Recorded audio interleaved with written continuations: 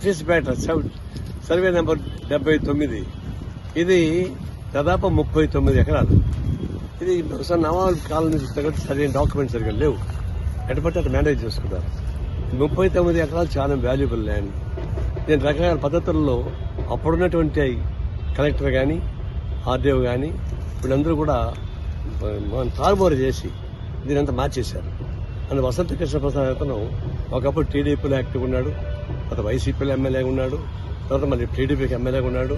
ఈ land grab చేయడంలో చాలా నెంబర్ 1 అతను మొత్తం మేనేజ్ చేసుకున్నాడు. దీన్ని దాదాపు 1000 కోట్ల రూపాయల ప్రాపర్టీ. ఇప్పటికే 4 ఎకరాల్లో ఇండ్లు కట్టి అమ్మేశాడు, విల్లాస్ కట్టి అమ్మేశాడు. ఇప్పుడు మిగిలిన దాదాపు 20 ఎకరాలకు మిగిలింది. ఇవి కూడా మొత్తం ప్లాన్ చేసుకుంటున్నాడు. ఈ విధంగా అన్యాయకతం అయిపోతే ఇంకా ప్రభుత్వం ఉండే లాభం. నేను కోరేది ఏంటంటే 20-25 ఏళ్లుగా అతను ఇల్లు కట్టుకుని అమ్ముకుంటుంటే దీన్ని ఆక్యుపై చేసుకుంటే ఆర్ఐ ఏం చేశాడు, ఎంఆర్ఓ ఏం చేశాడు, ఆర్డీఓ ఏం చేశాడు, కలెక్టర్ ఏం చేశాడు, ఆ టైంలో పనిచేసిన రెవెన్యూ వాళ్ళందరినీ అరెస్ట్ చేయాలి, ఇంక్లూడింగ్ ఐఏఎస్ ఆఫీసర్, కలెక్టర్స్. అప్పుడు కానీ బుద్ధి రాదు వీళ్ళకి. వాళ్ళ వల్ల వాళ్ళ రికార్డ్స్ మొత్తం తారుమారు చేసి పకడ్ బంద్ చేసి పంపించేసి వెళ్ళిపోయారు.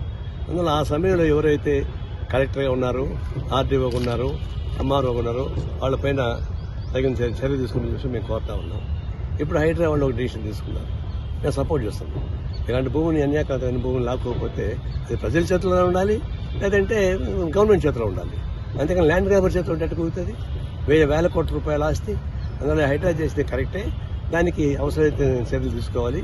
సుప్రీంకోర్టు దాకా పోవాల్సి వస్తుంది, పకడ్బందీ చేసుకోవాలి, గత ఆఫీసర్ బందీ చర్య తీసుకోవాలి. ఎప్పుడైతే ఎవరైతే దీన్ని సంతకాలు పెట్టారో వాళ్ళందరిపైన కఠిన చర్యలు తీసుకోమని మేము కోరుతా ఉన్నాం. హైడ్రా తీసుకున్న డిసిషన్ని సిపిఐ సపోర్ట్ చేస్తా ఉంది.